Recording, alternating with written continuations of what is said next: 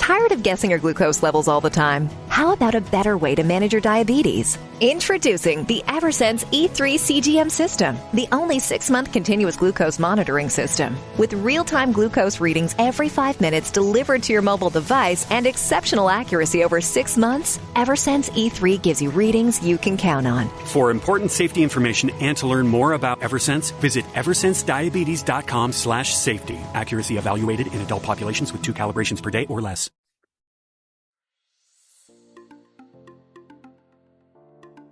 Welcome to the Hypothalamic Amenorrhea Podcast. I'm Danny Sheriff, your host, certified fertility awareness practitioner, functional nutrition counselor, and founder of the HA Society, and of course, an HA recovery coach who has walked where you currently are walking. This is the place to come if you care about getting your period regularly. This podcast aims to educate, inform, and keep you motivated on your period and HA recovery track. So let's dive in. But last thing, nothing on the show should be taken as medical advice, so please seek the advice of your physician.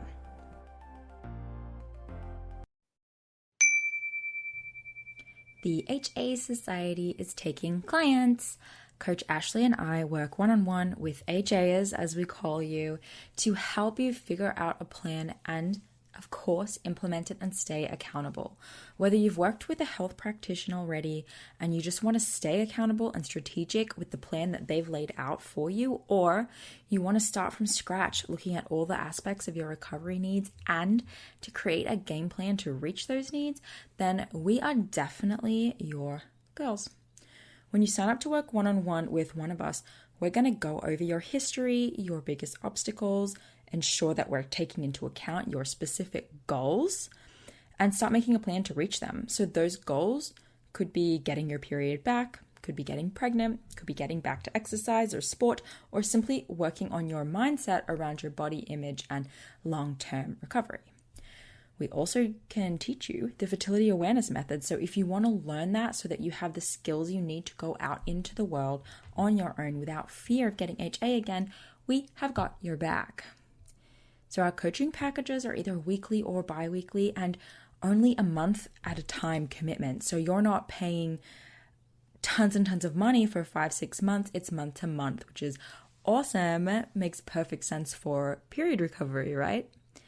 So to learn about other women's experiences working with us and to apply for a coaching spot, plus ask any questions that you might have before getting started, just go to thehasociety.com/coaching. Hey guys, this is Ashley Smith from the HA Society. I am here by myself today. So basically, this is my first time hosting an HA podcast episode by myself. Super pumped. So what I want to talk about today is something that we discussed on our current community call with the HA Society. And I thought it was just so helpful that I wanted to record a little mini version of that with you guys today. So if you have a pen and paper, get that out. Or if this is something that you're like, hey, I've been looking for journal prompts to really help me navigate HA recovery, then this is it for you. Okay, so let's get started. I like to think of HA recovery as more than just a physical healing. There's a lot of things that we have to navigate mentally and emotionally, which makes this so much more of a journey than just eating more and resting. So while those things are physically true, there's a whole lot that we have to navigate. And if you are here, then I don't actually really need to explain it. You get it. So I want us to think about the biggest tension point, the pain point in our journey is where we have something that we are trying to bring with us into the healing phase of HA that no longer serves us, but we're so committed to it. We are convinced that it needs to stay with us, that this part of our beliefs are 100% correct. And that's where we wind up getting these pain points. Let me explain. So one of the pain points early on in my journey was I thought that in order to be healthy, I needed to cook all my food all the time, and that eating minimal to no processed food was the best way to be healthy. Now, all that sounds great. And there's even part of me that even recognizes that it is true. However, I took that to such an extreme that I was eating a lot of vegetables, which were really filling. So, volume filling, that I talk about that all the time. And so I wasn't getting as much nutrients as I needed because I was getting so full either off of fiber and or volume. So normally in society, it's like push the fiber, push the veggies. And I was like, yeah, I'm going to push the veggies. I'm going to have it in the morning. I'm going to have it at lunch. I'm going to have it at evening. I'm going to have salad 3 times a day. I'm going to have an abundance of veggies. And basically what that was doing was that I was not able to keep up with my energy demands because I was eating so much volume and or fiber filling foods.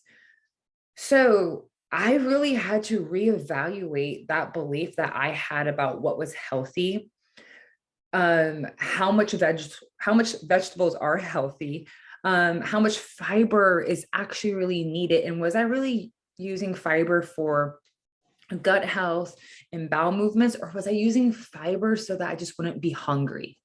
Right? Same with veggies.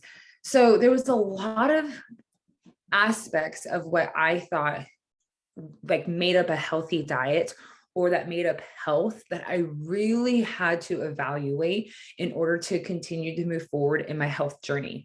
Because the longer I held on to, well, it's healthy to have vegetables at every single meal, the longer I held on to that, the longer it was going to take me to recover because I just simply wasn't getting enough nutrient dense food. So I hope this is making sense. And I want us to see that this is why HA recovery can be so tough, because we really have to explore these beliefs that we hold so close to ourselves, right? We hold them to be so true that if we're not willing to take a look at these things, they're going to keep us from moving forward. So the first thing that I would like for you to journal about is, what is it in your journey right now that you're currently discovering may not be true? So one thing that came up in our community call, which I absolutely loved, is that hunger actually isn't the enemy. Man, when she said this, I about fell out, because this is true. We really have been trained through the diet industry to think that if we're hungry, then there's something wrong with us. There's something wrong with our body. There's something wrong. When really and truly in HA recovery and outside of dieting, hunger is simply just a signal that you need more energy coming in. And that is exactly the main point of HA recovery. But this makes it extremely painful if we have a belief that hunger is wrong and it is the enemy, right? Something else that came up, I'm looking through my notes right now, is that, this one was so good. One of our members was talking about how all the things that we were doing in order to keep ourselves lean actually wasn't worth our health. So over a year ago, I created something called the 7-Day HA Recovery Commitment Challenge.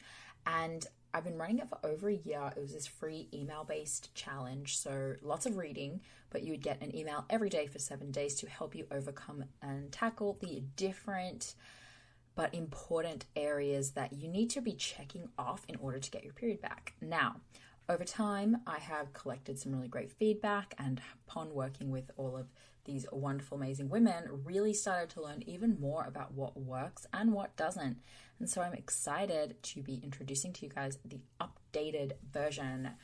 It's called the 7-Day HA Recovery Kickoff, and it is totally designed to help you not just commit to the process and have all of your ducks in a row in terms of important factors that need to be tackled and issues that need to be overcome in order to get your period, but the whole thing is now based in video. So you can listen/watch, and every day for 7 days, we will tackle nutrition. There's actually 2 days of that because it's so big. We'll tackle lifestyle, we'll tackle exercise, your support network, your mindset game. Each video goes from anywhere between 12 minutes and 5 minutes, so it's not very long, but you'll get all of the most important areas and the best tips and strategies for how to implement them.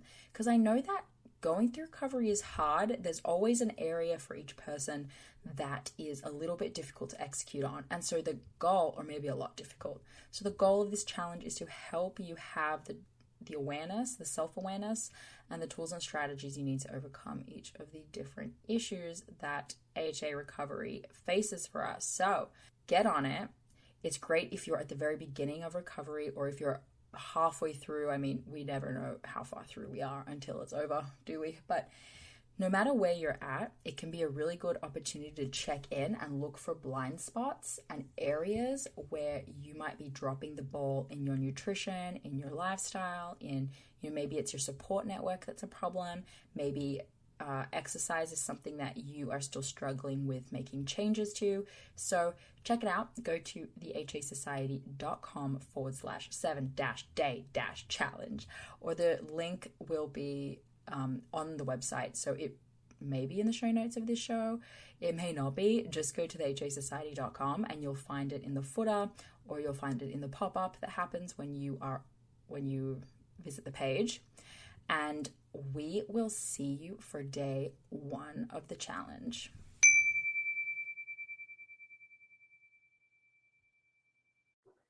Meaning we thought that hitting all the steps, working out, taking no rest days, training 6 days a week, doing all the calorie counting, macros, obsessions about this, obsessions about that, in order to keep ourselves lean, actually wasn't allowing us to be the healthiest versions of ourselves, which is allowing us to cycle, right? What was one of the other things? Oh, I love this one. Just because towards the end of my HA, before I decided to recover, the bloating, the gas, just the digestive issues that I was having was so extreme that I feel like I was only able to eat like 5 or 10 foods. It was just wild, right? Everything I ate, I would just instantly like bloat up. It was horrible. So while I was never diagnosed with like IBS or Crohn's or anything like that, I'm actually kind of glad that I didn't go to the doctors, because that would have been next level. Anyways, she was talking. So this was from someone who does have some digestive issues, some diagnosed digestive issues. And she was even able to see that the belief that her restriction was protecting her, which was there is a nugget of truth. So it's not entirely crazy, right? Is actually keeping her sick. And so this was a great example of what are some of the beliefs that we're currently discovering may not be true. And this can be really earth-shattering. So make sure you do this in a community because it can be wild.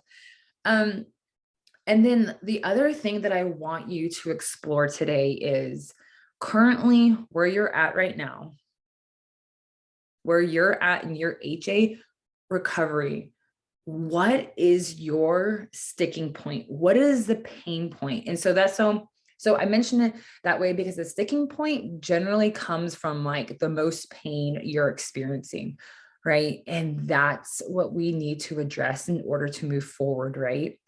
So one thing that one of our members mentioned that, oh my gosh, I love it. She said it, and like, I mean, this whole list literally just hit me because it was just so good. But she was talking about how she had felt a sense of achievement on being able to get by on eating less. And I sat there and I was like, oh my goodness, so many women I bet can relate to this, because there's almost this achievement for surviving on less. And I know that when we say it out loud, it sounds crazy, but think about how many of us were proud that we could fast until noon or do like a 16-hour fast. Like it was a sense of achievement that we could survive on less. And so even as I say that, I'm like, man, there's no room for thriving when our whole focus is surviving on less. I was like, oh my gosh. Just hit me because yeah, I mean, there was a part of me that like, when I was going through that, just thought the same way. Another one that again, just hit me was being so committed and not letting go of healing, but in a smaller body, meaning that I'll do all the things that I need to heal as long as it's in a smaller body. Oh man. Yeah. Another one was questioning every decision in your HA recovery. Yeah, that'll slow you down, no doubt. And it's just because we're in these uncharted waters. It feels so uncertain. And that's really why we have our community calls, just to touch base with everybody, really provide the feedback that is needed so that you are reassured that you're on the right path. But those are just some of the things that came up during our call. And I thought it would be a great episode to put out on the HA podcast. So if you want to share your answers with us, send us an email, send us a DM. We would love to hear, one, what is the thing that you're discovering may not be true when it comes to health, fitness, your body composition, all those things. And what is your current pain point? Like, what is that connected to? What belief is that connected to? Okay, so I hope you enjoyed this. I look forward to be doing many more episodes and bringing on some other people to interview. And as always, chatting with Danny. So I hope you enjoy it. Thank you so much for listening today, guys. Please subscribe to the podcast, and if you could head to iTunes specifically and leave a rating or review, that would help so much because it makes it easier for other people with HA who are Googling around to find the podcast really easily. So if you do that, you're doing a service to all of the women.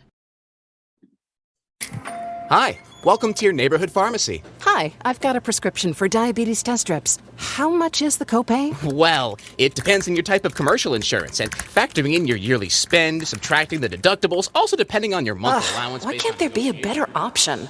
Or you could try Contour Next test strips. A 35 count's only $19.99 over the counter and proven to be highly accurate. Go to contournext.com/radio to see if over-the-counter strips are a more affordable option for you. I think I'll try Contour Next.